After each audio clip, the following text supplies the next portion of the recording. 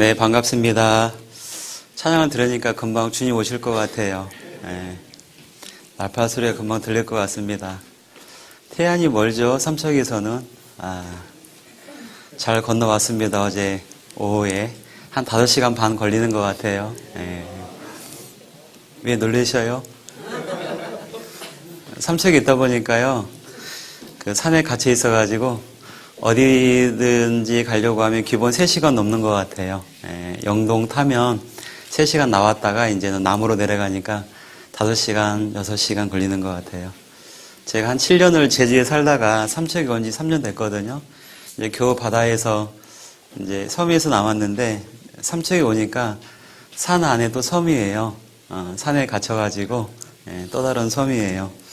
근데 즐거워요. 주일에 말씀을 전하기 위해서 보람된 일을 하기 때문에요.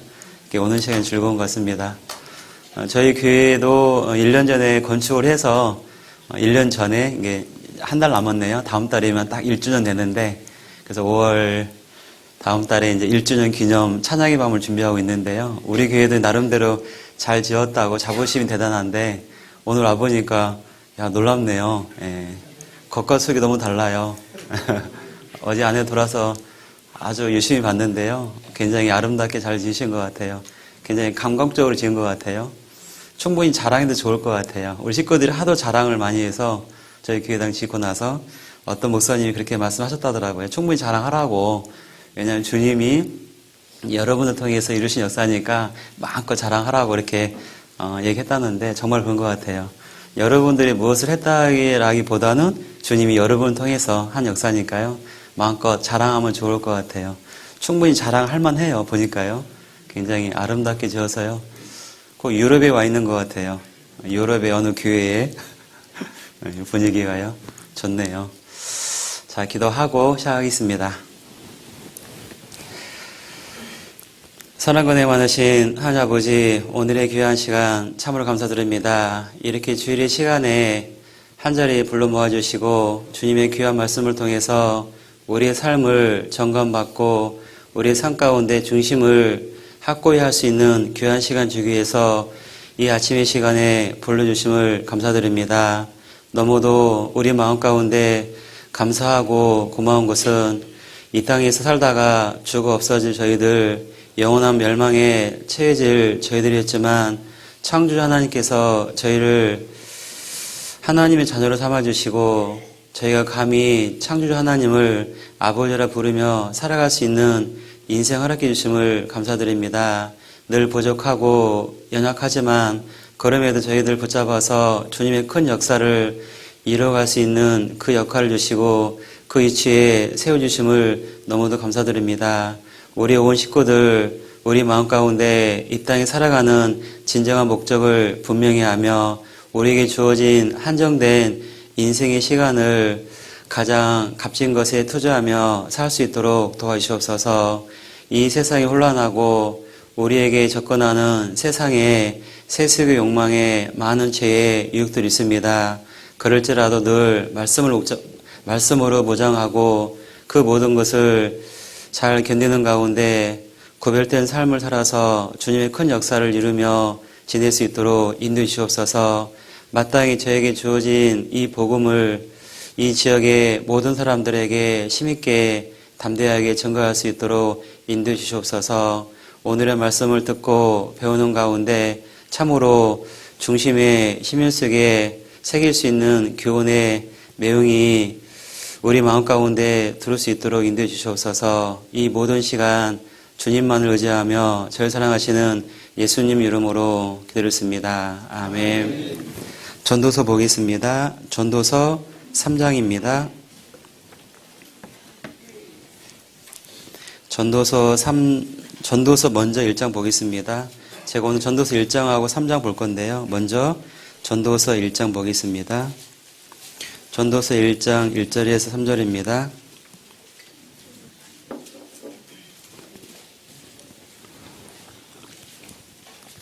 전도서 1장 1절에서 3절입니다.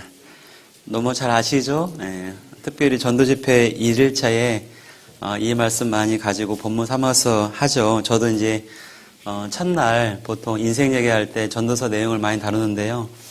언젠간 이 말씀을 다루다가 우리 보통 이제 전도 대상자들 두고 많이 말씀을 했는데 어느 순간 주일에 우리 식구들에게 한번 이 말씀 했으면 좋겠다는 생각이 들어서 묵상을 했습니다. 그래서 어쩌면 이 전도서는 믿지 않는 사람들에게도 물론 필요한 말씀이지만 더 필요한 것은 믿는 우리에게 필요한 말씀일 겁니다. 그래서 전도서를 가만히 이렇게 읽어보면 삶의 지침이 생깁니다. 어떻게 살아야 가장 값진 삶을 살 수 있는지 새길 수 있는 귀한 말씀이 전도서입니다.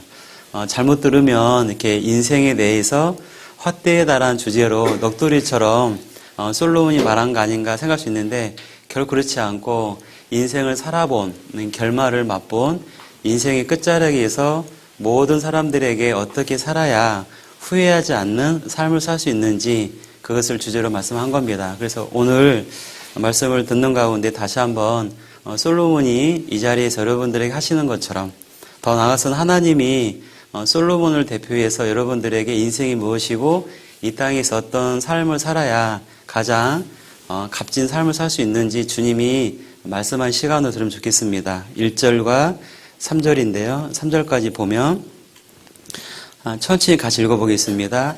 다윗의 아들 예루살렘 왕 전도자의 말씀이라. 전도자가 가로되 헛되고 헛되며 헛되고 헛되니 모든 것이 헛되도다. 사람이 해 아래에서 수고하는 모든 수고가 자기에게 무엇이 유익한고. 마지막에 3절에 보면 저는 이렇게 표시를 해놨어요. 퀘션 마크를, 물음표를. 맨 마지막 3절에 보면 사람이 해 아래에서 수고하는 모든 수고가 자기에게 무엇이 유익한고 돼 있죠. 무엇이 유익한고라는 것은 물음이잖아요. 그죠?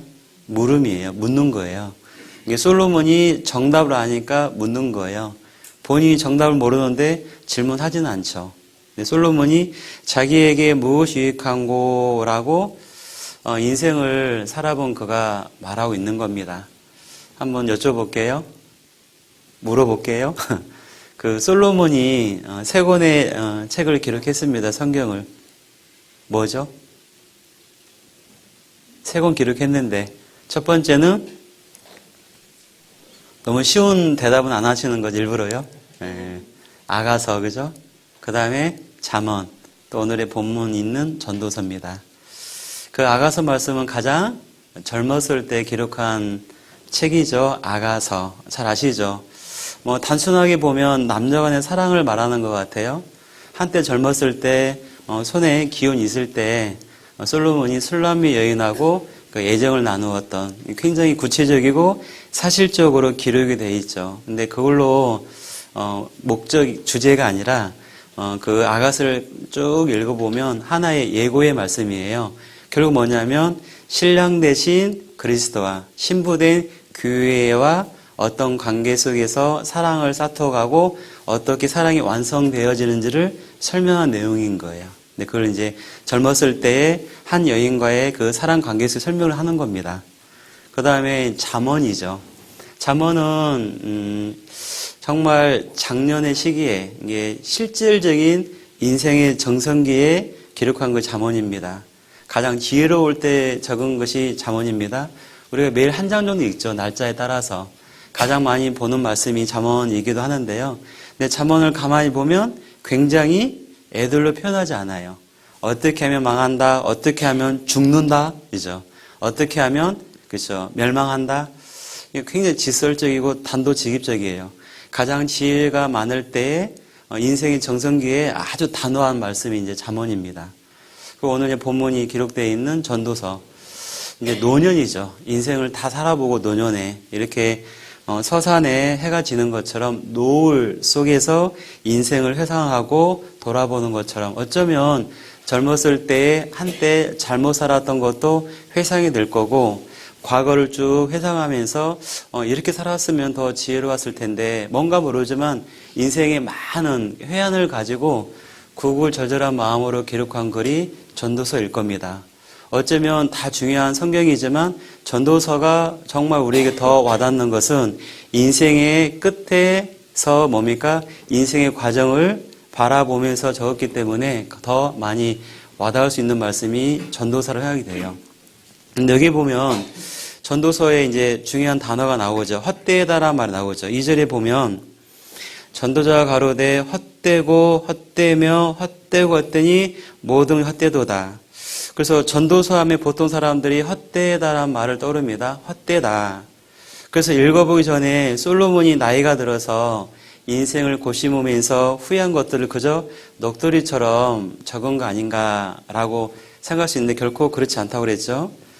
중요한 말씀은 전도서는 이 땅의 모든 사람들에게 어떤 목적을 가지고 기록한 글입니다. 그래서 마지막에 하나님이 솔로몬에게 간증할 수 있도록 정말 인생에 고백할 수 있도록 기회를 준 상태에서 이렇게 길게 편지를 쓴 겁니다. 근데 전도서에 보면 크게 세 가지를 이야기하고 있습니다. 첫 번째 뭐냐면 인생을 살아보니까 인생은 헛되다라는 주제가 있고요. 두 번째는 인생을 살아보니까 인생이 참 불확실하다. 세 번째는 인생을 살아보니까 인생은 참 무의미하다. 이 세 가지를 쭉 전개를 하고 있어요. 첫 번째는 솔로몬이 깨달은 게 인생 헛되다는데 솔로몬이 인생을 살아보니까 참 허무하다를 깨달았어요. 그래서 1장 2절에 나와 있는 것처럼 헛되다란 그 표현을 보통 좋은 문장은요, 같은 단어를 열거하지 않아요. 한 구절에. 결코 좋은 문장은 같은 단어를 반복하지 않습니다. 근데 놀라운 것은 헛되다는 말을 무려 5번씩이나 열거해요. 그렇죠? 그러니까 얼마나 헛되다는 것을 강조하고 싶으면 헛되고 되니 뭐니 헛되도다. 근데 여기서 보면 헛되다라는 단어를 한번 찾아봤어요. 우리가 물론 그 마음 가운데 그냥 순간적으로 헛되다라는 단어가 떠오를 수 있지만 제가 쭉 찾아보니까 재미있는 발견을 했어요. 원어로 보니까 좀 더 와닿더라고요. 헛되다는 말이 어떤 뜻이냐면 첫 번째 뭐냐면 잡았는데 바람 같더라 그 말인 거예요. 잡았는데 바람이에요. 아시죠? 내가 온 힘을 다해서 온 마음을 다해서 크게 벌려서 딱 잡았는데 나중엔 바람이잖아요. 그게 헛되다라는 거예요. 정말 내가 움켜 잡았는데 내가 거머쥐었는데 내가 힘을 써서 붙잡았는데 나중에 보면 뭐예요? 바람이라는 거예요. 이게 바람 같더라. 무언가 확신하고 이거다. 이것만 주어진다면 내가 이것만 누릴 수 있다면 내가 이것만 소유한다면 내가 그것만 내 그 위치에 쓸 수 있다면 뭔가 모르지만 이건 확신하다. 이것만 붙잡으면 행복할 거다. 뭔가 계획을 세우고 이거 확실해 하고 잡았는데 나중에 보니까 아무것도 없어요. 근데 잡으려고 뭡니까? 10년, 20년 어떤 분은 인생을 투자했습니다. 평생을 투자해서 잡았는데 나중에 보니까 바람인 거예요. 그게 헛되다라는 단어의 그 의미라는 거예요. 두 번째는 뭐냐면 재밌는 발견했는데요. 이런 뜻이 있더라고요. 거울에 비친 나예요. 쉽게 와닿지 않죠. 예를 들어볼게요. 여기 거울이 있습니다. 거울 속에 나를 보면 진짜 나예요. 그죠? 그냥 평면적인 거울이지만 잘 보면 앞, 옆, 뒤까지 잘 볼 수 있어요. 평면이지만 잘 보면 이 속에 있는 모습은 나의 모습이에요. 근데 자매님들은 거울을 보고 외치나요? 거울아 거울아 이 세상 가장 누가 예쁘니? 그런 거 안 하죠? 요즘에 뱃살공주 다 사라졌대요. 뱃살은 다 죽고 뭐야? 뱃살공주만 남았대요. 뱃살공주는 다 죽었습니다.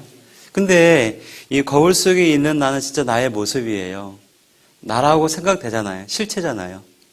근데 거울 속에 있는 모습이 나의 모습이에요. 나의 똑같아, 이목구비가. 어느 순간 내가 떨어뜨려서 깨준 순간 거울 속에 있었던 실체인 줄 알았던 나의 모습이 사라지죠. 그러면 거울 속에 있는 그 모습은 실체가 아니라 허상인 거죠. 거울 속에 비친 나가 헛되다는 의미라는 거예요. 정말 확신한 겁니다. 맞아. 그것이 정말 맞다라고 생각하는데 어느 순간 거울이 깨어지는 것처럼 환경이 바뀌고 기회가 바뀌고 뭔가 변화가 일어나면 허상인 거예요. 그게 헛되다란 말이에요.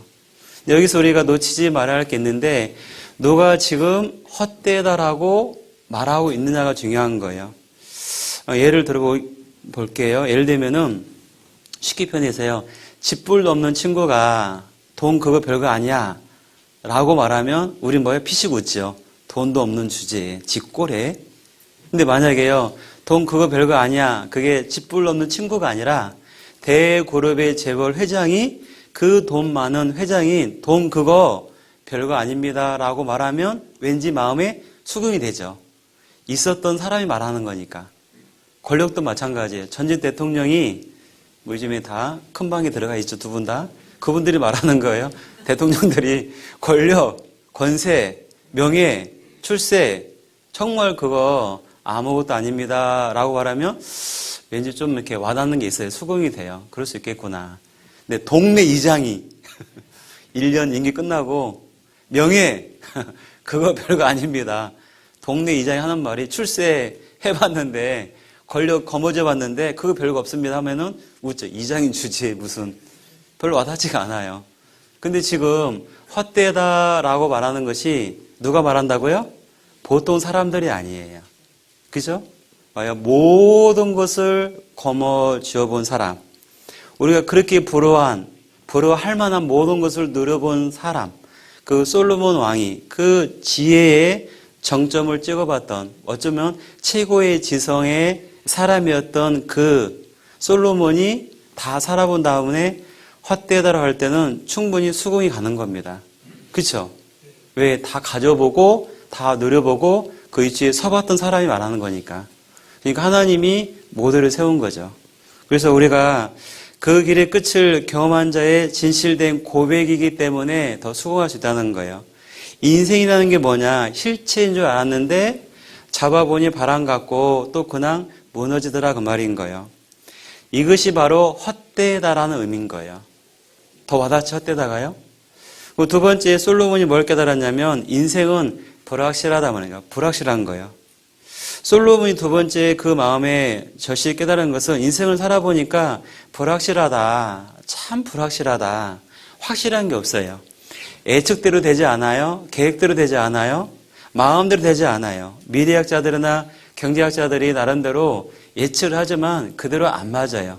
다 맞는다면 다 부자가 되겠죠. 그 미래학자들이 쫙 예측을 못하는 겁니다. 예상대로 안 되는 거예요. 근데 솔로몬이 노년에 이것을 깊이 깨달았어요. 인간은 자기 마음대로, 자기 뜻대로, 자기 계획대로 안 되는 것이구나. 그러니까 인생을 살아보니 굉장히 확실한 것처럼 생각했는데 살고 보니까 굉장히 불확실한 길을 걸어온 거예요.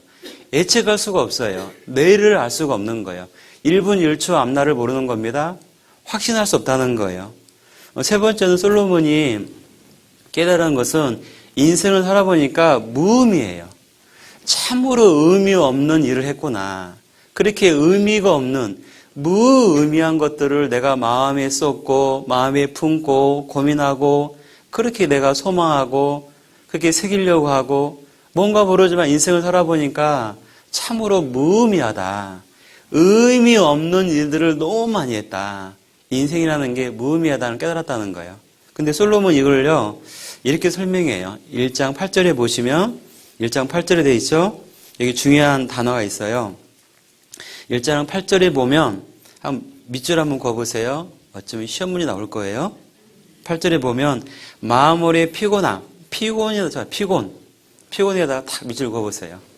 이걸 한번 찾아봤거든요. 마음의 피곤함. 피곤이라는 의미가 어떤 의미일까? 우리 다 뭐 아는 단어지만 저 찾아보니까 재밌는 발견했어요. 마저 읽어드릴게요. 8절에 보면 마음의 피곤함을 사람이 말로 다 할 수 없나니 눈은 보아도 족함이 없고 귀는 들어도 차지 아니한도다. 그 피곤한 말을 입혀놓은 거예요.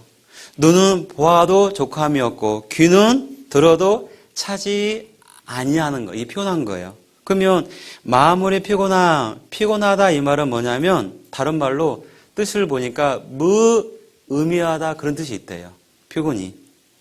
만약에 여러분들이 생각해 봅시다. 지옥하면 떠오르는 첫 번째 이미지가 뭐예요? 지옥하면.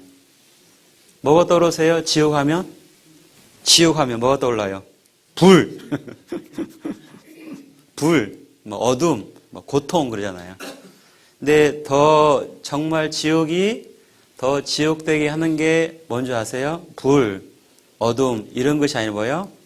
그 지옥이 더 뜨거운 곳은, 지옥이 더 고통스러운 곳은 지옥은 뭐 더 이상 희망이 없다는 거예요. 더 뭡니까? 이상의 소망이 없어요. 아무런 의미가 없는 곳이에요. 그렇죠? 그러니까 더 이상 기대하거나 더 이상 소망을 품거나 더 이상 희망을 가질 수 없는 곳이에요. 의미가 없어요. 아무리 고통을 잘 견뎌도 내가 오랜 세월을 영원히 지난다 하더라도 거기는 의미가 없다는 거예요. 더 지옥이 지옥되게 하는 것은 뭡니까? 더 고통을 가중시키는 것은 더 이상 어떠한 기대나 어떠한 소망이 없는 그런 의미가 없는 곳이 지옥인 거예요. 미쳐버릴 겁니다. 아무리 더 잘 견뎌야 의미가 없어요. 그러니까 고통스러운 거예요. 그리스 신화에 보면 이런 장면이 나옵니다. 제우스 신이 시시포스 왕에게 형벌을 내려요. 아마 그림 봤을 거예요. 그 시시포스 왕이 뭐냐면 어떤 형벌을 받았냐면 높은 산이 있어요. 큰 언덕이 있는데 엄청난 바위 덩어리를 내려줘요. 제우스 신이. 그리고 그 엄청난 바위 덩어리를 둥근 건데 밀고 올라가야 돼요. 그 높은 산 정상까지. 그러니까 시시포스 왕은 어떻게 해서든지 이 큰 바위 덩어리를 정상에 올려놓으면 형벌이 끝날 줄 알겠죠. 그래가지고 그 큰 바위 덩어리를 정말 오랜 세월 동안에 밀고 올라가는 거. 올라가다가 떨어지기도 하고 어깨로 밀기도 하고 뒤로 밀기도 하고 겨우 올라갔다가 떨어지기도 하고 오랜 세월 통해서 겨우 큰 바위 덩어리를 정상에 딱 올려놓았어요. 됐다 싶었는데 손 놓으니까 다시 굴러 떨어지는 거예요. 이것을 끊임없이 반복하는 거예요. 언제까지? 영원히. 이 형벌은 뭐예요? 아무런 의미가 없는 일을 반복하는 게 형벌이에요. 미쳐버리는 거죠. 끝이 안 나는 거예요. 올리면 뭐 할 거예요? 굴러 떨어지는데. 아무런 의미가 없는 그 일을 반복하는 거. 그게 형벌이라는 거예요. 한때 러시아에서는요, 낮이면 죄수들을 끌고 나왔어요. 동토, 언 땅이죠. 러시아에서.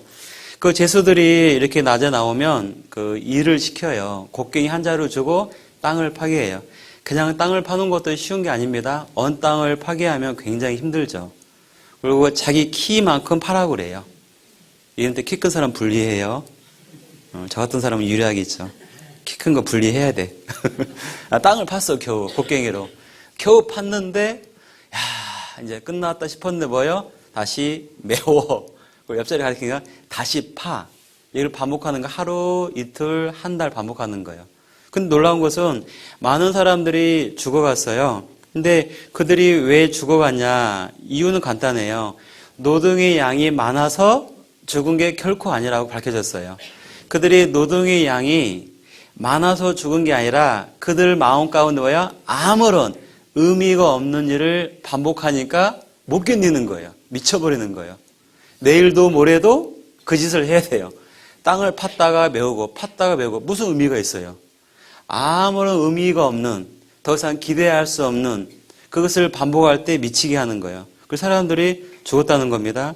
이게 힘들어서라기보다는 의미가 없는 일을 반복할 때 사람이 미치는 거예요. 만약에 여러분들이 직장이나 일터에서 일할 때 육체를 지탱하기 위해서 밥벌이 정도로만 직장을 생각한다면 미치는 겁니다. 아무런 의미가 없는 일을 할 때 미치는 거예요. 여기서 마음의 피곤함을 사람이 말로 다 할 수 없나니 이 마음의 피곤함이 뭡니까?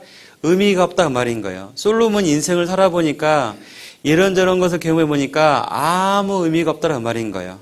이것을 솔로몬이 세 가지 깨달은 거예요.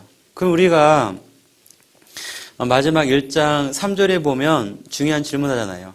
세 가지를 깨달은 솔로몬이 우리에게 질문하는 겁니다. 또 다른 인생을 살아가고 있는 여러분들에게. 3절에 보면 사람이 해 아래에서 수고하는 모든 수고가 같이 있습니다. 자기에게 무엇이 유익한고 있죠. 무엇이 유익한고라는 질문 다시 말해서 무엇이 남는가라는 뜻이에요. 그렇죠? 무엇이 남는가? 좀 더 영적으로 표현하자면은 무엇이 영원한가 그 말인 거예요. 그러니까 사람이 해 아래에서 수고하는 모든 수고가 자기의 무엇이 유익한고 무엇이 남느냐, 무엇이 영원하느냐 묻는 거예요. 인생을 살아보니까 모든 것이 불확실하고 모순투성입니다. 무의미할 뿐이라는 거예요. 그렇다면 이 세상에서 과연 무엇이 바람 같지 않고 무의미하지 않고 영원히 남을 수 있는 거가 뭘까? 이것이 바로 우리에게 솔로몬이 던지는 질문인 거예요. 해 아래 과연 영원한 게 뭘까? 우린 다 알고 있어요. 감사하게도. 우리는 구원받는 순간 이미 다 알고 있어요. 이거는요. 첫 번째 뭡니까? 영원한 거는 예수 그리스도는 어제나 오늘이나 영원토록 동일하시니라. 히브리서 3장 8절 말씀이죠. 예수 그리스도. 그 예수님은요. 우리의 소망 되신 예수님은 영원하잖아요. 그러니까 두 번째 영원한 거는 하나님 말씀이겠죠. 천지는 없어지겠으나 내 말은 없어지지 아니하리라. 마태복음 4장 35절 말씀에. 물론 여기서는 이제 하나님 말씀이라는 게 밑도 끝도 없이 그런 말씀을 말하는 게 아니라 하나님의 약속이에요. 하나님의 약속은 절대 사라지지 않고 반드시 성취된다는 걸 말하는 거예요. 천지는 없어지겠으나 내 말은 없어지지 아니라. 이 천지가 없어질지라도 하나님의 약속된 말씀은 결코 실현되는 겁니다. 하나님 말씀 영원한 거죠. 또 세 번째는 뭐가 영원하냐 찾아볼까? 요한 1서 2장입니다. 찾아보겠습니다. 중요하니까. 요한 1서 신약성경 요한 1서 2장입니다. 요한 1서 2장 17절입니다.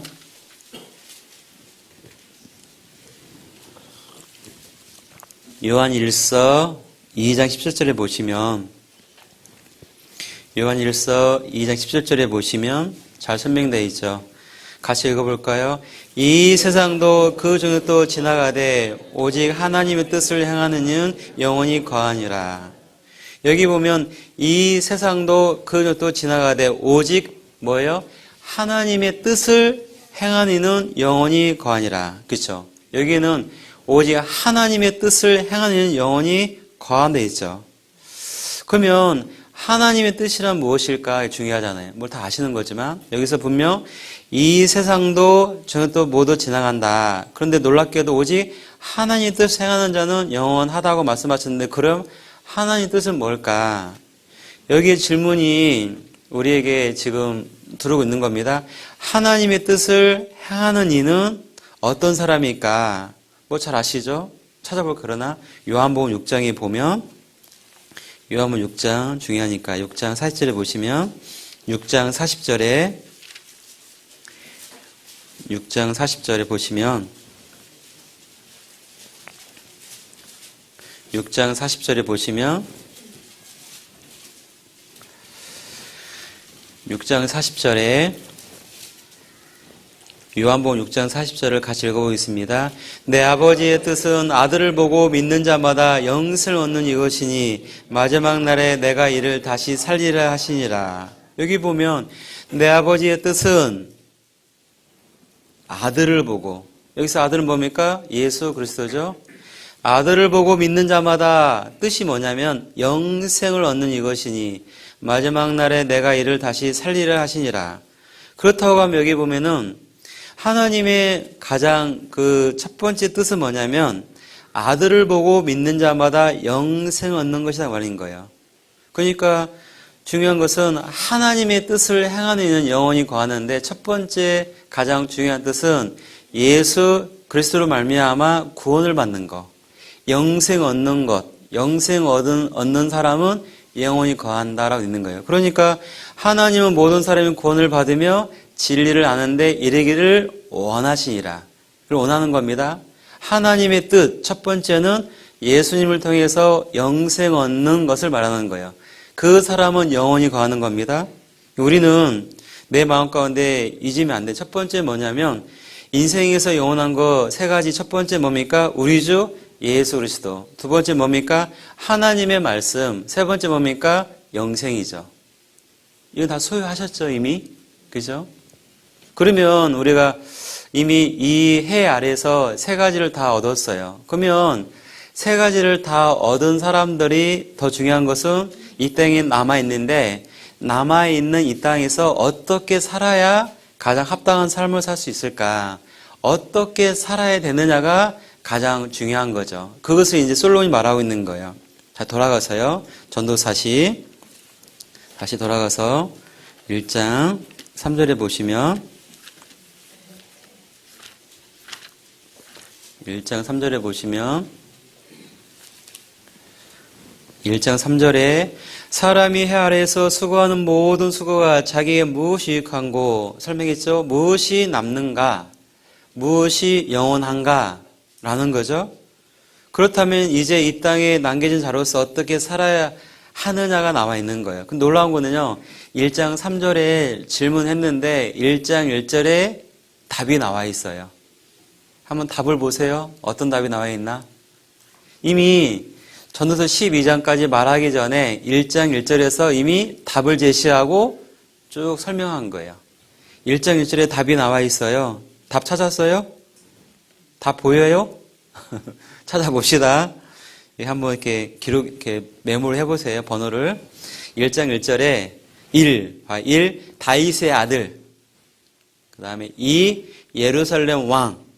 3, 전도자의 말씀이라. 그래서 다윗의 아들, 예루살렘 왕, 전도자의 말씀이라. 솔로몬은 자신을 세 가지로 설명하고 있죠. 자기를 소개할 때 세 가지를 말하고 있어요. 첫 번째 뭡니까? 나는 다윗의 아들이다. 둘째, 나는 예루살렘 왕이다. 셋째, 전도자다라고 했어요. 그럼 여기서 솔로몬이 가장 자기를 강조하고 싶은 신분이 뭘까요? 나 다윗의 아들이다. 나 예루살렘 왕이다. 세 번째, 나 전도자다. 전도자. 잘 찍으시네요. 꼭 중요한 건 나중에 나오죠. 솔로몬이 그걸 말하는 거예요. 그러니까 결국 뭐냐면 솔로몬이 자신을 소개할 때 강조하는 것은 전도자예요. 무슨 말이냐면 인생을 살아보니까 다윗의 아들로 살아간 거 참 되게 중요한 거였다. 당연하잖아요. 다윗의 아들. 정말 다윗의 아들로 사니까 참 그것도 중요한 거고 내게 좋은 인생이었다. 왕의 자녀니까요. 부럽지 않습니까? 태어나 보니까 누구는 농부의 아들이야. 죄송합니다. 그 농부를 폄하하는 거 아니에요. 내가 태어나 보니까 어부의 아들이야. 제주 같으면 태어나 보니까 해녀의 딸이야. 또 물질이 해야 돼. 따라서. 근데 누군 태어나 보니까 다윗의 아들인 거예요. 그죠? 누군 태어나 보니까 대구르 총수의 아들인 거예요. 그러니까 젊은 나이에 7조 이상의 재산이 있고 이모 있잖아요. 예. 근데 여기 보면은 이런 거예요. 솔로몬은 자신 소개할 때 강조하고 있어요. 다윗의 아들도 아니요, 예루살렘 왕도 아니요, 전도자라고 소개하는 거예요. 무슨 말이냐면 인생을 쭉 살아보고 그 노년에 회상해 보니까 다윗의 아들은 사실도 중요하고 예루살렘 왕으로 산 것도 의미가 있었으나 전도자로 사는 것이 가장 내게 의미가 있었다고 말하는 거예요. 맞습니까? 그가 정말 강조하고 싶은 것은 다윗의 아들도 아닙니다. 예루살렘 왕도 아닙니다. 전도자라는 거예요. 다윗의 아들, 예루살렘 왕 너무 내게 중요한 거죠. 그러나 더 중요한 것은 전도자로 사는 것이 내게 있어 가장 가치가 있었다라고 말하고 있는 거예요. 그것을 1장 1절에 답을 하고 설명하는 거예요.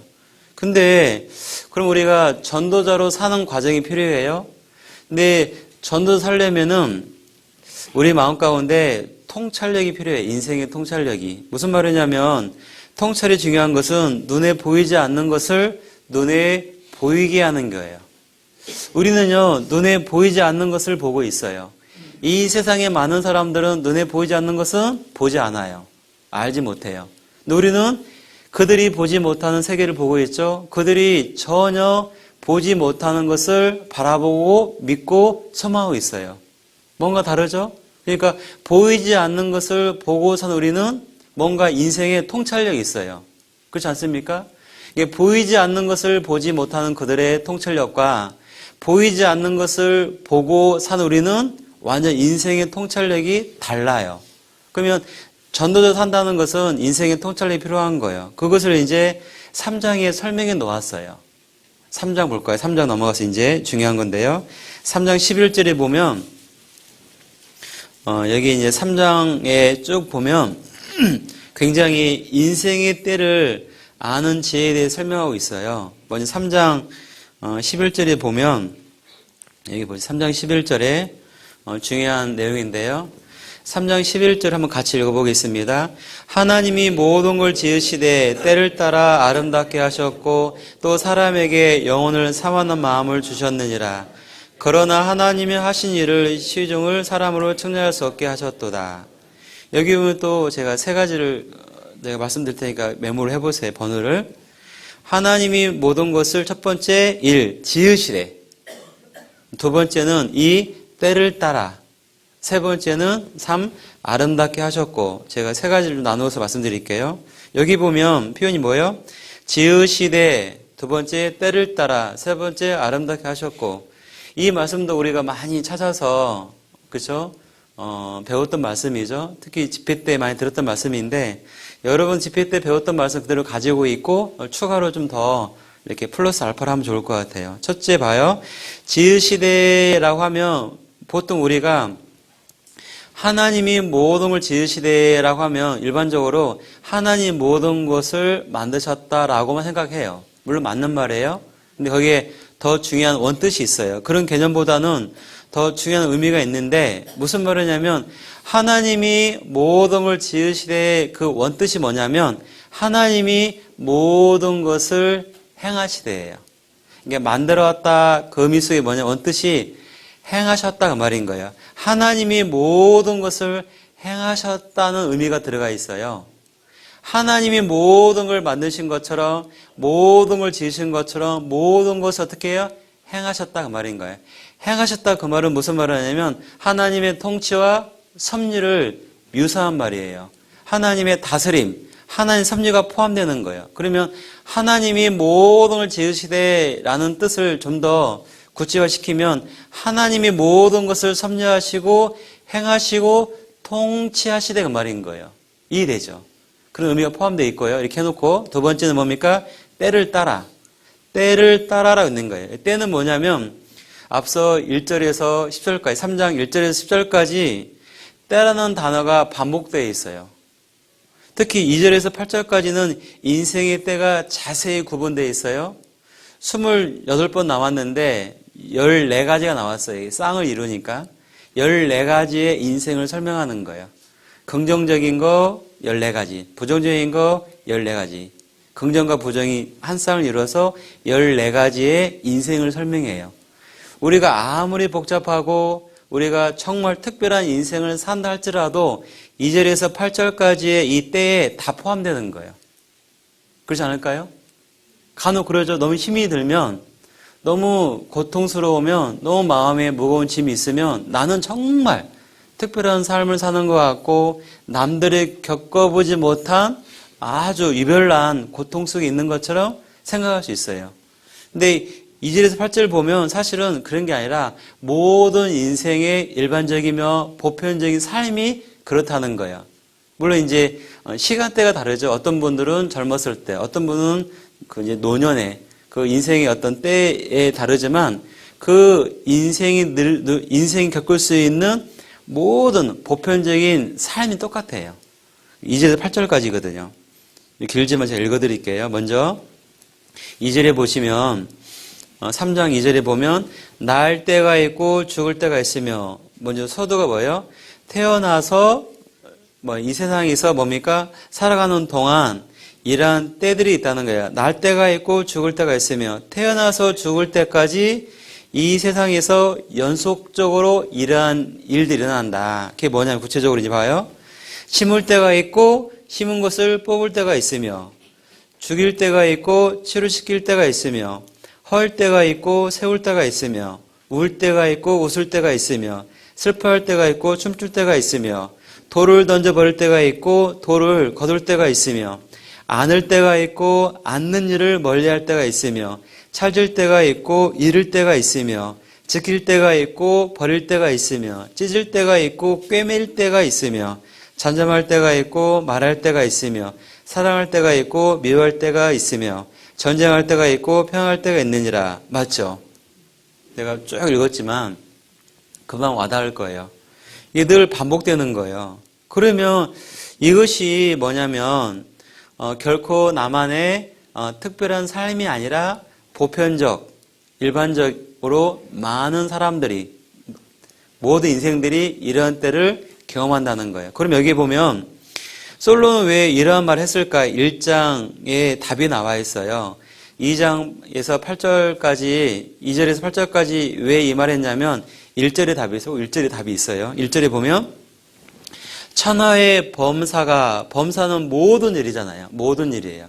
모든 일에 계한이 있고 중요한 게 뭐예요? 모든 목적이 이룰 때가 있나니. 그러니까 이 2절에서 8절까지의 이 14가지의 때는 뭡니까? 결국 모든 목적을 이룰 때, 모든 목적을 이루기 위해서 그러한 때들이 있다 그 말인 거예요.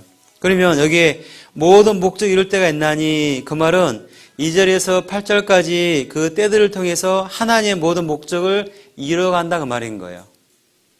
여기 보면 이제 앞부분에 천하의 범사가 기한이 있고, 그러니까 때가 있다 그 말인 거예요. 무슨 말이냐면 하나님이 정하신 시간과 때가 있어요. 그러니까 인간이 아무리 계산하고 머리를 굴려도 하나님의 정하신 때를 바꿀 수 없습니다. 내 생각에는 지금 이루어졌으면 좋은데 그렇지 않아요. 내가 결코 원하지 않는 길에 서 있어요. 내가 정말 원하지 않는 사건이 벌어져 있어요. 그러니까 나의 때, 나의 시간이 아니라 하나님의 때가 있다는 겁니다. 근데 이것들을 하나님 어떻게 하셨냐? 다시 보면 이제는 세 번째 뭐예요? 아름답게 하셨고 그랬죠. 하나님이 모든 걸 지시되 때를 따라 아름답게 하셨고 11절에 아름답게 하셨고 그런 거예요. 좀 이상하죠? 아름답게 하셨다. 하나님이 모든 걸 지으시되, 정확하게 말하면 하나님 모든 것을 행하시되 때를 따라, 이 때는 2절에서 8절까지 이 다양한 때를 따라 어떻게 해요? 아름답게 하셨다고 말인 거예요. 근데 아름답다 그 말이 물론 이 세상 자연 만물이 아름답고 꽃이 아름답죠. 이런 아름다움을 말하는 것도 있지만 그 원어를 보면 아름답다라는 뜻이 뭐냐면 적절하게 하셨다고 말인 거예요. 적절하다 그 말이에요. 아름답다는 건 적절하다 그 말인 거예요. 예를 들면은 저 오늘 비도 오는데 내가 복장이 편한 복장을 왔어요. 예를 들면은 바지가 안 보이니까 파자마 입고 있어요. 바지는 딱 정장이 있고 그러면 적절하지 않죠? 그러면 아름답지 않잖아요. 아름답습니까? 아니잖아요. 내가 파자마 입고 바지는 위에만 정장 차림하면은 적절하지 않으니까 결코 아름답지 않은 거예요. 아름답다 그 말은 적절할 때 아름다운 거예요. 그럼 여기서 참 중요한 게 뭐냐면 봐요. 하나님이 모든 걸 지으시되 하나님이 모든 것을 행하시되 하나님 모든 것을 통치하고 다스리고 행하시되 때를 따라 그때 여러분들 지금 마음에 고통이 있죠? 그 마음에 상처가 있습니까? 그 마음에 어려움이 있죠? 그때 그 다양한 때를 따라 어떻게 했다고요? 아름답게 하셨고 근데 반감이 들어요. 내가 나를 볼 때는 결코 아름답게 안 느끼잖아요. 근데 놀라운 건 뭐예요? 하나님이 정한 때 하나님이 그 때를 통해서 이루고자 하는 목적, 하나님이 나의 삶을 통해서 드러내려고 하는 하나님의 계획의 역사 속에서는 그 때가 필요하고 그 조건이 필요하고 그 요소가 필요한 거예요. 그 상황이 필요했고 그렇죠. 그 사건이 필요한 거예요. 그 때를 따라 어떻게 해요? 아름답게 하셨다. 적절하게 했다고 말한 거예요. 내가 볼 때는 결코 적절하지 않아요. 근데 모든 목적을 이루고자 하기 위한 하나님 섭리 가운데 그때 그 사건 그 모든 환경적인 작은 요소까지도 때를 따라 적절하게 했다고 말인 거예요. 왜? 어떤 목적을 이루기 위해서. 물론 나는 예측이 안 되고 알 수가 없어서 내 마음 가운데 큰 고통이지만 내 마음에 큰 아픔이고 슬픔이고 때로는 억울함이고 때로는 오해받고 핍박이 있을지라도 놀라운 것은 모든 목적을 이루기 위해서 그때가 필요했다는 거예요.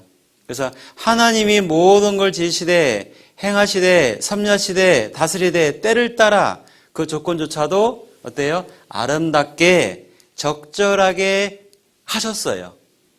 이거는 믿어야 돼요. 믿어야 돼 이거는요. 그래서 그 목적 속에서 하나님이 과정 속에서 반드시 필요한 때를 주사는 거예요. 근데 결국에는 적절하게 하셨다는 걸 알 수 있어요. 지나보면 아름답다 그러는 거예요. 참 아름다웠다 하는 거예요. 여러분도 그럴 거야 아마. 우리 삼척기 식구들도 건축 끝난 다음에 그런 말 많이 하더라고요. 참 감사하다고. 그리고 울면서 건축했으면서도 감사하다고 그래요. 감사하다고 이렇게 해요. 정말 고통이었지만 감사하다. 그리고 정말 아름답다. 모든 것이. 교회당이 아름다운 게 아니라 그렇게 건축하는 과정 속에서 정말 하나님 믿고 모든 희생을 통해서 아름답게 완성된 모습 통해서 서로가 아름다워 보이는 거예요. 교회당이 아름다운 게 중요한 게 아니에요. 그 건축을 하면서 하나님을 향한 그 마음들이 뭡니까? 소중하고 형제 자매들의 헌신 속에서 지어진 모습 보니까 그 모습이 아름다운 거예요. 그냥 적절한 거죠. 그러면 성경에서는 무엇이 아름답느냐? 성전 지을 때 아름답다라고 말하는 거예요. 근데 성전 지을 때 놀라운 일이 있어요. 솔로몬이 자기 집을 지을 때는 몇 년 걸렸어요? 자기 집 지을 때 솔로몬이 몇 년 걸렸어요? 그죠? 쉬운 질문 대답 안 하는 거잖아요. 그죠? 예. 14년. 그 다음에 성전 지을 때 몇 년 걸렸어요? 쉬우니까 7년 걸렸어요. 근데 공법이 달랐어요. 재밌는 게 성전 지을 때는 뭐요? 돌 쪼는 소리, 망치 소리, 연장 소리가 들리지 않았다고 말하는 거예요. 근데 우리가 건축해봐서 알지만 얼마나 시끄러워요. 우리도 이제 주택가에 그 교회당 지었는데 시내에 이제 얼마나 민원이 많은지 몰라요. 그게 일이야, 민원 처리하는 게. 얼마나 소음도 많고 먼지도 많고 그렇잖아요. 이제 7년 동안 성전 짓는데 뭐예요? 소리가 안 나요. 공법이 달랐어요. 그러니까 열왕기상 확인해 볼까요? 못 믿는 눈치예요. 열왕기상 6장 보겠습니다. 열왕기상 6장 7절에 보시면 열왕기상 6장 7절에 보시면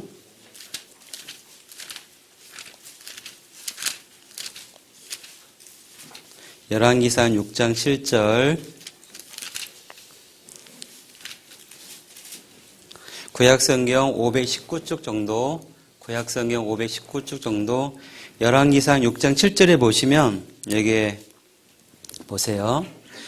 이 저는 성전은 건축할 때 돌을 뜨는 곳에서 채석장에 돌이 있는 곳에서 돌을 뜨는 곳에서 치석 뭐예요? 그 치수대로 다듬었다 그 말이에요. 그렇죠? 다듬고 치석하고 가져다가 건축하였으므로 같이 읽겠습니다. 건축하는 동안에 전 속에서는 방망이나 도끼나 모든 철 연장 소리가 들리지 아니하였으며 재밌는 표현이죠. 성전 건축하는데 연장 소리 들리지 않았다. 그게 이유가 뭐냐? 뭡니까?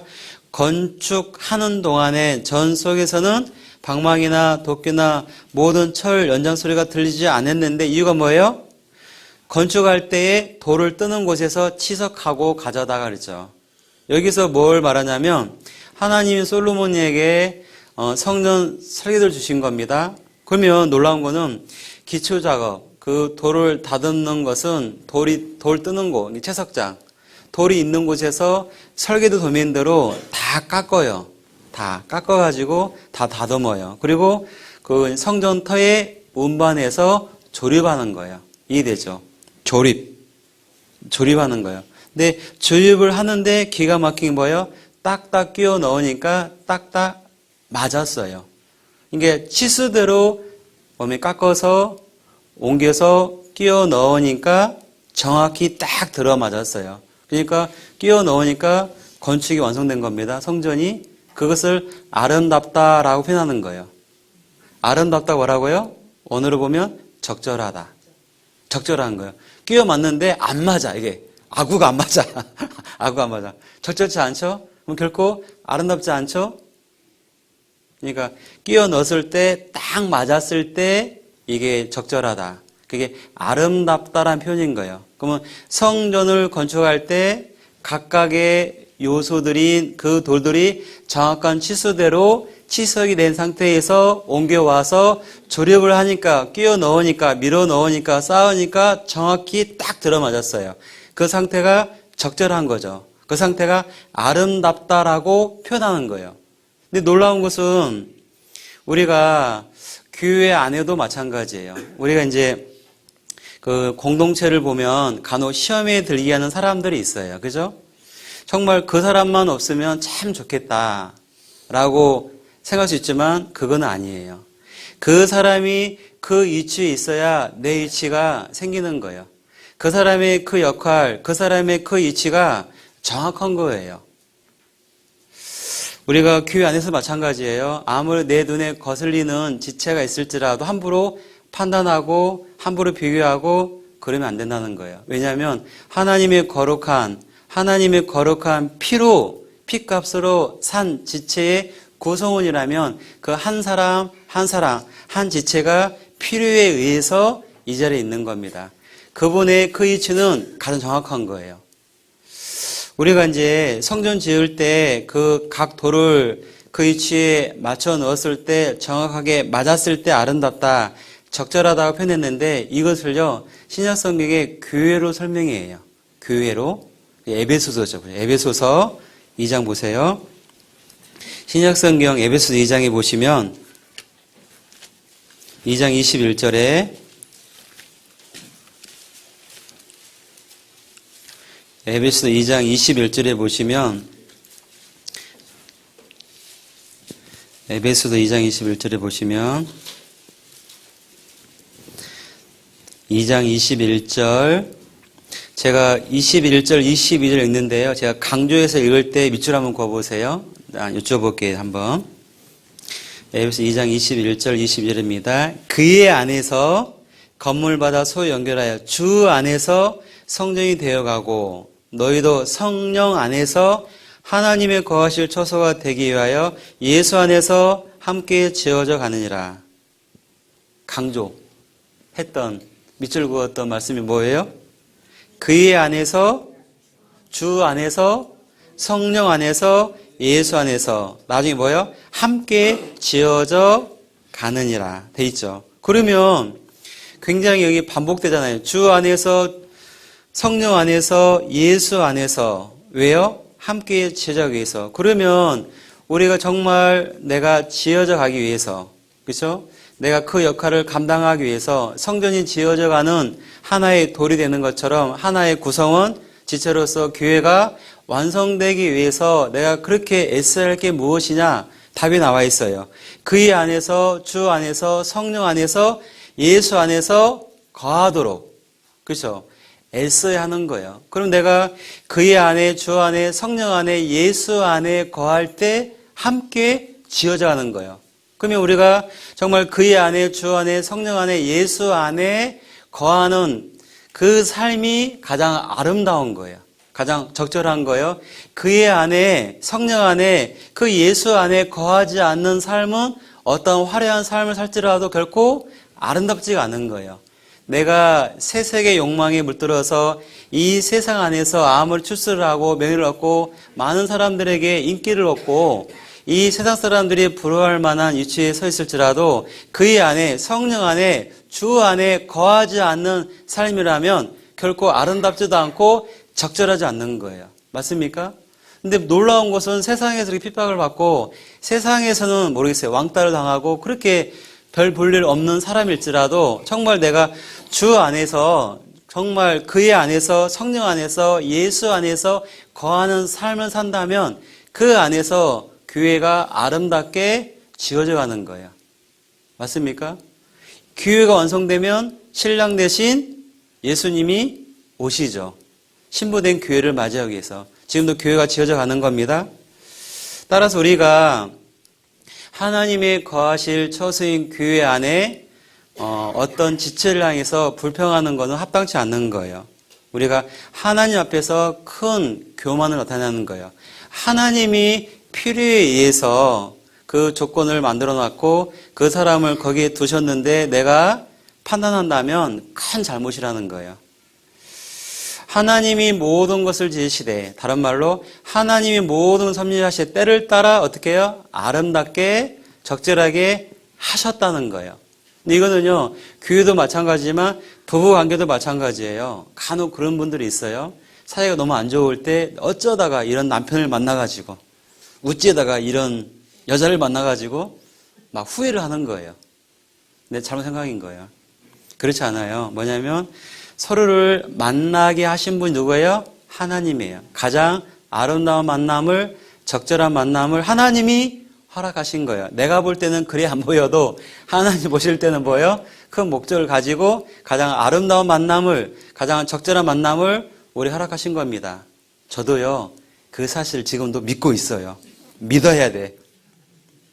괜히 또 더 생각하지 마세요. 잘 지내고 있어요. 네. 근데 자녀도 마찬가지예요. 자녀들도 보면 사춘기 심하게 보낼 때 내가 우찌에다가 이런 집안에 태어나가지고 이런 아버지, 이런 어머니 밑에 가지고 내가 왜 그럴까? 그런 자녀 있잖아요. 자녀들도 믿어야 돼요. 가장 적절한 만남을 하나님 허락하신 거예요. 마찬가지 부모도요. 어쩌다가 이런 애를 낳아가지고 이런 놈이 우리 집에 태어나가지고 왜 이렇게 근심될까? 근데 믿어야 돼요. 하나님이 부모와 자식, 가장 적절한 자녀를 여러분들 주신 겁니다. 탈무드에 보면 그런 얘기가 있어요. 탈무드에 보면 이런 얘기 나오는데요. 하나님은 실력이 될 만한 부모에게는 조금 강한 아이를 맡기고 실력이 안 되는 부모에게는 좋은 아이를 맡긴다. 그런 표현의 글이 있어요. 이해를 못하신 것 같다. 다시 말씀드려야겠네요. 하나님은 실력이 될 만한 부모에게는 조금 강한 아이를 맡기고 실력이 안 되는 부모에게는 좋은 아이를 맡긴다 그랬어요. 여러분 자녀는 어때요? 조금 강한 아이예요? 좋은 아이예요? 갑자기 표정들이. 여러분들이 조금 강한 아이를 키우고 있다면 여러분들이 실력이 되기 때문에 내 아이는 모범생이에요. 공부도 잘해. 말 잘 들어. 늘 그쵸? 좋은 모습이야. 그 얘기 뭐예요? 내가 실력이 안 되니까 좋은 아이를 맡긴 거예요. 그렇다는 거예요. 하나님 가장 적절한 만남을 우리에게 주신 겁니다. 하나님이 모든 걸 지으시되 하나님 모든 섭리하셔서 때를 따라 아름답게 때를 따라 적절하게 하셨다 그 말인 거예요. 어떠한 목적을 이루기 위해서. 그렇죠? 만약에 여러분들이 요셉의 아마 생애를 보십시오. 요셉의 생애를 한번 질문할게요. 그 마음으로 대답하세요. 마음으로. 봐봐요. 요셉의 인생을 우리가 알잖아요. 결국을. 요셉을 볼 때 첫 번째 요셉을 형들이 팔아먹었다. 일까요? 아니면 하나님이 앞서 보내셨다. 일까요? 마음으로요. 1번, 2번. 2번? 야, 마음으로 대답하라니까. 믿음으로 대답해, 믿음으로. 우리 믿음은 그렇죠. 근데 마음은 뭐예요? 형들이 팔아먹었잖아요. 이 못된 형들이. 형들이 팔아먹은 거예요. 요셉을 보면 그 동생을 형들이 팔아먹은 거예요. 근데 나중에 돌고 돌아서, 그죠? 나중에 훗날 보니까 하나님이 앞서 보내신 거라고 믿긴 했죠. 이제 믿음이 가죠. 근데 실제 그 현실, 그 현장 속에 있는 요셉은 뭐예요? 쉽지 않아요. 우리가 그렇다는 거예요. 나중에 우리가 보면 하나님의 그 믿음 안에서는 이해가 되지만 그 현장에 있을 때는 이해가 안 되는 거예요. 왜 형들이 나를 팔아먹었을까? 어떻게 하나님이 나를 애굽의 종으로 보냈을까? 이해가 안 돼요. 근데 나중에 뭡니까? 돌고 돌아서 온 먼 길을 하나님의 관점에서 짚어보니까 과연 하나님 때는 옳았다 그 말인 거예요. 하나님은 때를 따라 적절하게 아름답게 하셨구나. 그때 깨달아지는 거예요. 훗날에. 그렇지 않습니까? 그러니까 우리가 인생 속의 희로애락들 정말 견디기 힘든 폭풍까지 의미가 없는 일은 아무것도 없는 거예요. 어쩌면 뭡니까?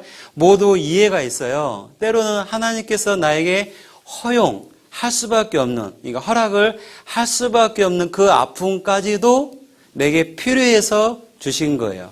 그래서 하나님 모든 걸 행하시되 하나님 모든 걸 섭리하시되 때를 따라 아름답게 적절하게 하셨다는 것이 나중에 신앙으로 다가오는 겁니다. 하나님의 일하시는 방법이 너무 달라서 그래요. 나의 때와 그분이 다릅니다. 그분의 방법과 나의 방법이 너무 달라요. 내 생각에는 지금 그 일이 됐으면 좋는데 그렇지 않아요. 내 생각에는 분명히 이 길을 걸으면 안 되는데 그 길을 걷게 하셔요. 정말 나의 마음에서는 이런 현장이 있기 싫은데 그런 현장에 두시기도 해요. 이런 조건, 이런 요소, 이런 환경 결코 원하지 않는데 그 환경을 주시거든요. 근데 나중에 보면 뭡니까? 때를 따라 아름답게 하셨다는 것이 믿음으로 화합되는 겁니다. 그래서 하나님이 모든 행하시되 때를 따라 아름답게 해주실 것을 믿어야 돼요. 그 신뢰한 믿음 속에 우리가 살아가는 겁니다. 다시 볼까? 3장 11절에 보면은요, 또 하나 있죠. 3장 11절에 보시면, 여기에, 3장 11절에 보시면, 하나님이 모든 걸 지으시되 때를 따라 아름답게 하셨고, 맞습니까? 또 안 믿어지나 보다. 그냥 믿어야 돼요. 3장 11절에, 전도서 3장 11절이죠. 하나님이 모든 걸 지으시되 때를 따라 아름답게 하셨고, 그랬죠. 두 번째 뭐냐면, 또 사람에게 영혼을 삼하는 마음을 주셨느라. 여기에 보면 하나님이 뭘 줬냐면 영혼을 삼하는 마음. 이 얘기는 영원한 세계에 대한 소망을 줬다 그 말인 거예요. 여기서 영원한 세계에 대한 소망이 뭐냐면 우리가 3장 읽었죠. 2절에서 8절까지 14가지의 때가 있죠. 14가지의 인생이 있어요. 그러면 14가지 인생 가운데 보편적으로 일어나는 일들을 보면은 영원한 것이 아니에요. 14가지의 그 인생을 보니까 거기에 마음 둘 만한 것이 아무것도 없어요. 그렇지 않습니까? 2절에서 8절 28번 때가 나오죠. 14가지의 그 상황을 보니까 거기에 마음 둘 만한 것이 없다는 거예요. 태어났다가 죽죠. 심었는데 뽑히죠. 세우는데 허물어지죠. 영원한 게 없다는 말인 거예요. 그것이 반복되면서 여기에는 의미가 없구나. 권력도 자기의 명예도 자기의 지식도 자기의 재물도 다 스쳐 지나가는 것이구나. 즉 영원한 게 아니구나 아는 거예요. 우리가 이런 반복을 통해서 자연스럽게 이 땅에 의미나 소망이 있는 것이 아니라 영원한 세계를 바라보는 거예요. 우리로 하여금 영원한 것을 주목할 수 있도록 바라볼 수 있도록 하기 위해서 이 세상에 많은 때를 주시는 겁니다. 그 인생의 때를 살아보면 그래서 인생의 때를 많이 산 분들이 영원한 세계를 바라보는 거예요.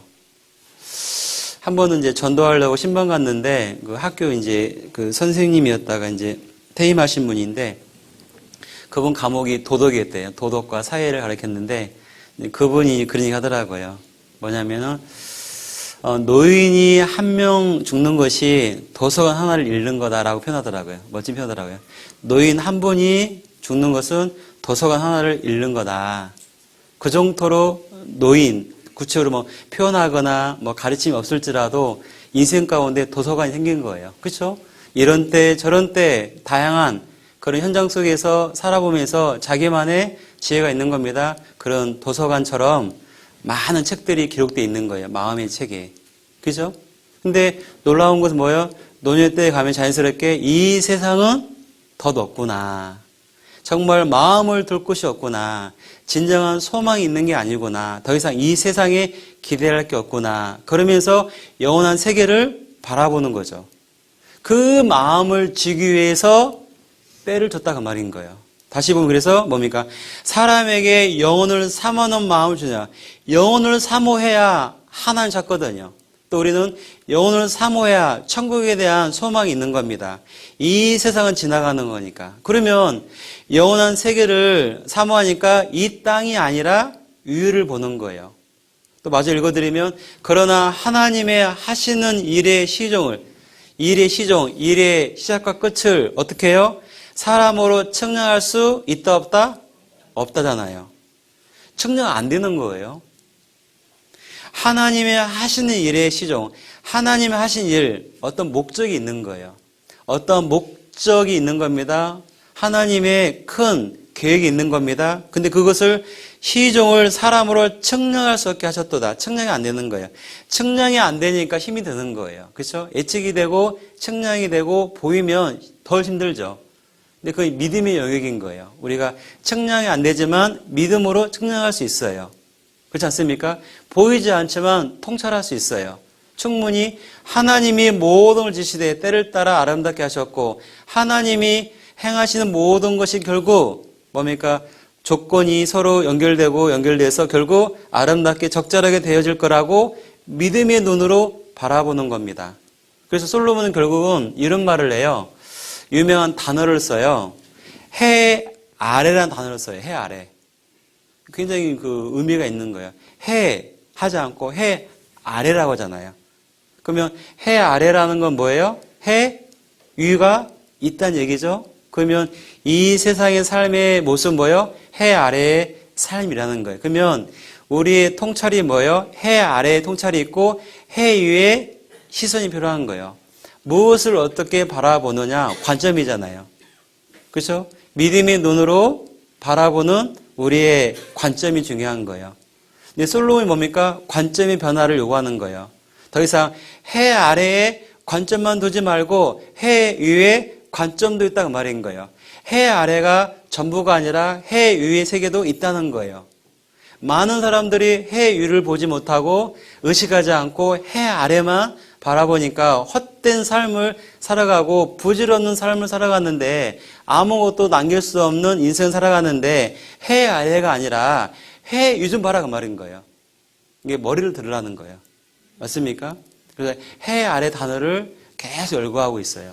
볼까요? 이제 찾아볼까요? 1장 3절에 다시 보면 전도서 1장 3절, 그 다음에 9절, 14절에 보면 반복되는 거예요. 중요한데요. 이제 결론적인 겁니다. 전도서 1장 13절에 보면 먼저 사람이 어디에서요? 해 아래에서 있죠. 해 아래에서 수고하는 모든 수고가 자기에게 무엇이 유익한고 해 아래에 있죠. 9절에 보면 이미 있던 것이 후에 다시 있겠고 이미 한 일을 후에 다시 할지라 해 아래는 새 것이 없나니 해 아래에 표현되어 있죠. 14절에 보면 내가 해 아래서 행하는 모든 일을 본즉 다 헛되어 바람을 잡으려는 것이로다. 해 아래, 해 아래, 해 아래 그 말을 쓰고 있는 거예요. 해 아래 반대 개념은 해 위인 거죠. 근데 당시에 히브리 사람들은 뭐냐면 우주관이 그래요. 해가 우주의 중심이었어요. 그래서 그 사람 중에 너무 중요한 사람들은 애굽 사람 같은 경우는 바로라고 하죠. 태양의 파라오. 파라오, 태양의 뜻이에요. 너무 중요한 사람들은 태양이라고. 그러니까 그때 시대에 태양 중심이에요. 그러니까 해 아래의 중심인 거예요. 근데 솔로몬이 살아보니까 뭐예요? 해 아래에서 모든 수고의 답을 찾을 수 없고 해 아래에서는 끊임없는 질문만 터져 나오더라. 그 얘기예요. 해 아래는 그 많은 질문과 의문들을 답할 수 있는 답이 없더라. 해 아래는 없었는데 질문만 터져 나왔는데 해 위를 보니까 답이 있더라 그 말인 거예요. 근데 모든 사람들이 해 아래에 관점을 두는 겁니다. 그래서 해 위를 보라고 말하는 거예요. 근데 해 위에 누가 계십니까? 당연히 창조주. 태양까지 만드신 하나님이 계시지 않습니까? 하나님 봐라 그 말인 거예요. 하나님을 바라보지 않고 살아가는 인생은 헛될 수밖에 없다. 무엇이 유익한고? 그렇죠. 무엇이 온한가? 무엇이 남는가? 해 아래가 아니라 해 위. 하나님 안에 살아가는 그 삶이 남는다 말인 거예요. 그것이 유익한 거예요. 여러분들이 지금 해 아래 있지만 해 아래의 삶을 삽니까? 해 아래에 있지만 해 위의 삶을 삽니까? 금방 이해했죠? 질문은요? 네. 우리가 물리적이잖아요, 지금. 물리적으로는 해 아래에 있습니다, 지금. 근데 해 아래의 삶을 삽니까? 해 위의 삶을 삽니까? 그렇죠. 신앙이 그렇다는 거예요. 신앙, 믿음의 세계가 그렇다는 거죠. 우리 신앙의 세계가 뭐예요? 내가 물리적으로 해 아래의 삶을 살 수밖에 없지만 우리의 삶은 뭡니까? 해 위의 삶인 거예요. 해까지 지으신 창조주 하나님 안에 살아가는 거죠. 그게 해 위의 삶인 거예요. 그런 삶이 헛되지 않을 수 있다. 바로 그 삶이 뭡니까? 바람잡는 게 아니라 의미가 있는 삶을 산다. 그 말인 거예요. 그게 솔로몬이 지금 결론 내리는 거예요. 솔로몬이 우리에게 질문을 던지는 거예요. 뭡니까? 해 아래의 모든 수고를 내가 다 해봤다. 그 말인 거예요. 그리고 지성의 정상까지 다 올라가 봤다. 그런데 바람을 잡는 것 같았다. 거기에는 끊임없는 의문과 질문만 터져 나왔지 아무런 해답이 없었다. 그렇기 때문에 우리가 해 위 창조주를 바라봐라 그 말인 거예요. 이게 결론이에요.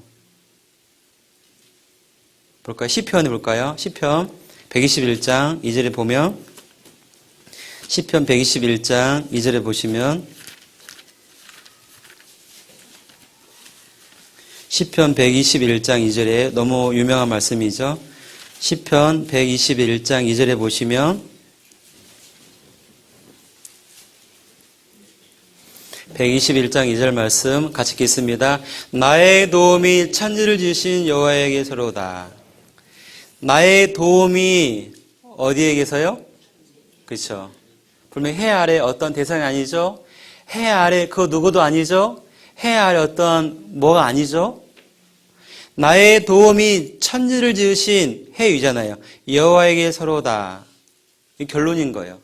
더 넘기세요. 시편 124장 옆에 124장 8절에 보면 124장 8절에 보면 124장 8절을 같이 읽겠습니다. 우리의 도움은 천지를 주신 여호와의 이름이 있도다. 맞죠? 우리의 도움은 어디예요? 천지를 지으신 여호와의 이름이 있도다 돼 있는 거예요. 그러면 참된 위로자가 누구냐 그 말인 거예요. 나에게 참된 위로가 누구냐? 참된 위로자, 참된 위로가 무엇이냐? 해 아래에 어떠한 사람, 해 아래에 어떠한 조건과 대상이 결코 될 수 없다는 거예요. 나의 도움이, 우리의 도움이 천지를 지으신 여호와에게 있다고 그랬죠? 해의 위로를 봐야 되는 거예요. 보면 욥을 한번 봅시다. 욥은 당대의 최고 의인이었어요. 어느 날 그 사단의 시험을 통해서 하루 아침에 그렇죠? 자녀를 잃고 그렇죠? 재산 잃고 그다음에 몸에 독종이 걸렸어요. 악종이 건강 잃고 또 더 나아가서는 하나밖에 없는 아내가 하나님 욕하고 죽으라고 저주하고 나가버렸어요. 욥은 어쩌면 모든 것을 다 잃어버린 거예요. 그러니까 욥은 어쩌면 자기 자신마저도 뭡니까 무너질 수밖에 없는 상황에 놓인 거예요. 그러니까 욥은 하나님께 뭡니까 내가 무엇을 잘못했기에 이렇게까지 고통을 받고 이러한 징벌을 받아야 할 만한 죄를 안 졌는데 내가 무엇을 잘못했기에 이런 고통을 내게 주십니까? 하나님의 내 원망이 확 올라왔어요. 그 정직하고 의로운 신앙인데 그 고통을 말미암아 하나님에 대한 그 어떤 속성을요 약간 의심을 했어요. 하나님은 의롭지 않다 이렇게 말을 해요. 왜 자기가 너무 과한 고통을 받으니까 욥은 그렇게 할 수 있어요. 그런 말을 우리와 다른 차원이요. 우리는 이렇게 징계 받으면 그 짓을 한 거예요. 근데 욥은 그런 거 아니잖아요. 욥은 그런 징계가 아니에요. 우리가 이렇게 좀 고통받는 건 대부분 우리의 잘못된 행위 때문에 받는 게 많으니까 그렇게 말하기는 어려운데 욥 같은 경우는 정말 그럴 만한 죄는 안 지었어요. 그러면 하나님이 시험을 준 거죠. 그러니까 욥이 그 신앙의 뿌리에 흔들렸어요. 하나님이 의롭지 않다 그런 말을 해요. 그러니까 하나님이 욥에게 이제 나타나가지고 욥기 38장부터 보면은 뭐라고 그래요? 욥아 내가 하늘의 공창을 만들 때 네가 어디 있었느냐? 내가 하늘에 별을 달 때 해를 만들 때 너 어디 있었느냐? 이 지구를 만들 때 너 어디 있었느냐? 물어봐요. 약간 그 질문과 답이 다른 것 같은데 욥의 그 어떤 질문을 이렇게 답하는 거예요. 욥 너 내가 궁창을 펼 때 하늘에 별을 달 때 내가 지구를 만들 때 너 어디 있었느냐라고 물어요. 근데 욥이 알아들어요, 그를요. 무슨 말이에요? 욥이 알아들어요. 어떻게 해요? 절대자와 인간 사이에는 건널 수 없는 간격이 있구나 알았다는 거예요. 뭐요? 그 질문 속에서 뭘 얻었냐면 나는 피조물이요, 하나님은 창조주시요. 그러면 창조주가 모든 걸 만들었는데 내가 지금 뭔가 이해가 안 돼서 하나님을 불평하지만 이 또한 하나님이라면 필요에 의해서 충분한 목적과 이유가 있어서 주셨다라고 믿어진 거예요. 이 창조주가 딱 창조주를 다시 바라보니까 이해돼요? 이해되는데. 그리고 고백한 말이 있죠. 유명한 말이죠. 욥기서 42장 유명하니까 한번 이제 읽고 마무리할게요. 욥기 42장 5절에 보면 너무 유명한 말씀이죠. 욥기 42장 5절에 보시면 욥기 42장 5절에 보면 욥기서 42장 5절 말씀 구약성경 803쪽 정도입니다. 욥기 42장 5절에 같이 읽어보겠습니다. 내가 주께 대하여 귀로 듣기만 하였었더니 이제는 눈으로 주를 배웠나이다. 기가 막힌 거예요. 뭐냐면 내가 주께 대하여 귀로 듣기만 하였었더니 이제는 뭡니까? 뭐 달라졌다고 말인 거예요. 이제는 눈으로 주를 배웠나이다. 하나님에 대한 인식과 신앙 고백이 완전 달라진 거예요. 그제야 참된 신앙을 수요한 거예요. 그래서 이제는 전환점이 있죠. 욥에게는 다른 위로자가 없었어요. 친구도 아내도 그에 결코 위로가 되지 않았는데 놀라운 것은 절대자 한 분, 절대자 하나님이 위로가 되니까 필요 없어요. 친구들도 아내도 나에게 위로가 안 되고 오히려 고통만 더 가중시켰죠. 네가 죄를 지었기에 고통받는 거 아니냐. 이런 증거를 받는 거 보니까 네가 분명 죄를 지었다. 속 긁어놔요, 친구들이. 그 아내도 하나님 욕하고 저주하고 죽으라고 악담을 하고 떠나요. 근데 아무도 그 곁에 위로자가 없었는데 없을지라 놀라운 절대자 하나님을 다시 만나니까 하나님에 대한 인식이 바뀌니까요. 위로자가 없어도 위로가 되는 거예요. 하나님 한 분만 있으면. 그러면 이 세상의 그 어떤 악조건, 그 악한 처절한 현장에서 너무 고통 속에 있어도 하나님만 나의 하나님이라면, 그렇잖아요. 해 위에 계신 창조 하나님이 나의 아버지시라면 충분히 위로되는 거예요. 그것이 위로가 안 되니까 해 아래 어떠한 사람이나 해 아래 어떠한 대상을 내가 추구하는 겁니다. 근데 놀라운 것은 해 위에 창조 하나님에 대한 그 신앙의 인식, 신앙관이 분명하면 이 세상의 그 어떤 것에 대해서 기대를 안 하는 거예요. 흔들리지 않아요. 그걸 말하는 거예요. 근데 재밌는 표현이 솔로몬과 지금 욥하고 비교할 수 있어요. 비교해 볼게요.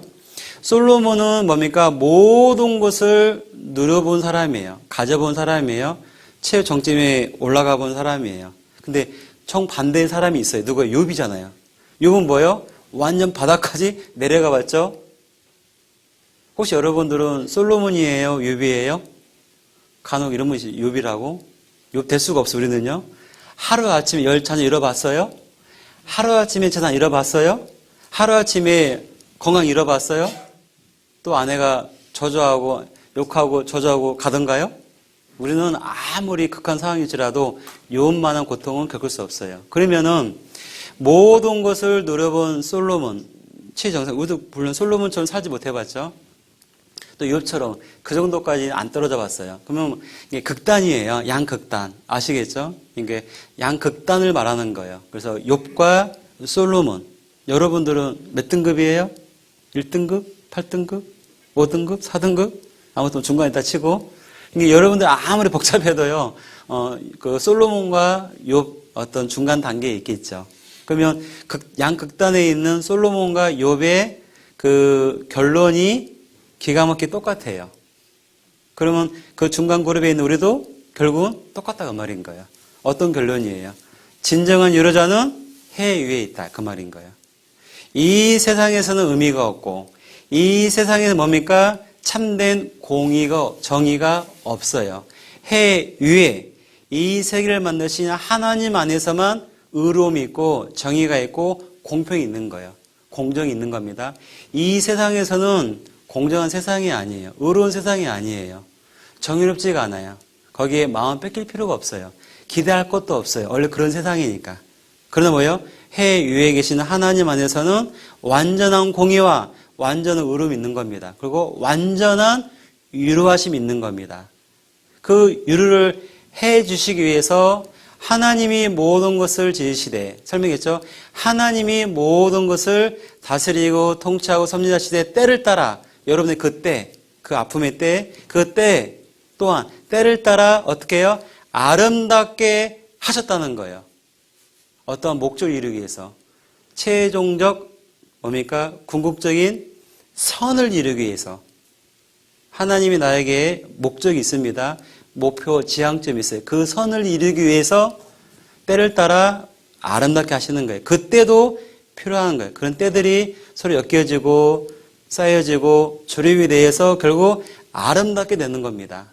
그 아름다운 우리의 삶, 아름다운 우리의 생애, 아름다운 신앙의 형성을 위해서 그 때가 필요해서 때로는 울 수밖에 없는, 그죠? 때로는 정말 고통 가운데 처절한 삶을 살 수밖에 없는, 때로는 웃기도 하겠죠.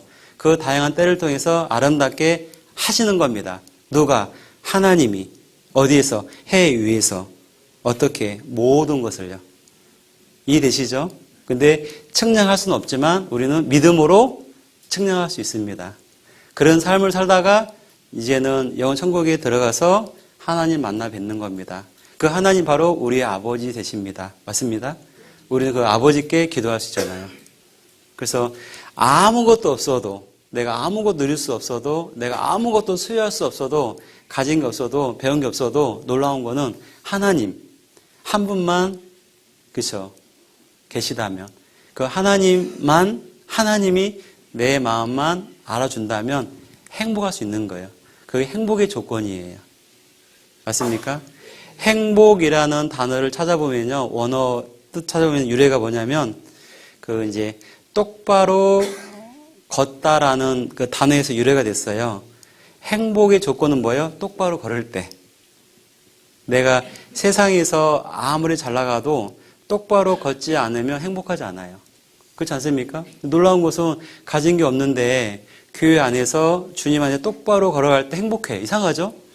남들이 보면 부러울 만한 게 없는데 하나님 안에서 신앙의 원칙을 세워서 똑바로 걸 때 참 행복해요. 뿌듯해요. 근데 내가 교회 생활을 못하면서 세상에 그렇게 내가 떵떵거리고 어떤 위치에 서서 많은 재물 가지고 화려하게 살아도 안 행복해요. 똑바로 안 걸으니까. 그래서 우리는 하나님 안에서 똑바로 걸을 때 행복할 수 있고, 우리가 해 위에 하나님이 나의 아버지 되어주신 것을 우리는 믿을 수 있고 더 인식을 하면서 살아야 되는 겁니다. 그럴 때 아름답게 하셨고 결국 적절하게 하고 있다는 하나님의 그 마음을 더 크게 와닿을 수 있어요. 그러면 우리가 너무 사고 속에서 일일이 하지 않고 내가 좀 여유 있게 대응할 수 있어요. 이게 문제는 늘 일어나는 겁니다. 뭐가 문제냐면 문제를 바라볼 수 없는 눈이 없는 게 문제라니까요. 늘 문제는 반복되지만 문제를 정확히 바라볼 수 있는 눈만 있으면 전혀 문제가 아닌 거예요. 우리 정말 다시 한번 해 위에 계신 하나님이 나의 아버지신 것을 다시 인식하고 그 마음 가운데 깊이 새기면 좋겠습니다. 네, 기도하겠습니다. 하나님 아버지, 오늘의 귀한 시간 참으로 감사드립니다. 이렇게 잠깐의 시간에 전도서의 말씀을 통해서 솔로몬이 모든 인생들에게, 특별히 우리에게 하고자 하는 귀한 간증 들을 수 있는 시간 되었습니다. 이 내용을 통해서 우리의 삶을 점검해보고 삶의 방향을 분명히 할 수 있도록 인도해 주시옵소서. 늘 부족하고 연약하지만 그럼에도 하나님이 나의 아버지 되어주시기에 그 모든 것을 감당하고 걸을 수 있습니다. 더욱더 주 안에서 살아가기를 간절히 원하오며 저를 사랑하시는 예수님 이름으로 기도했습니다. 아멘.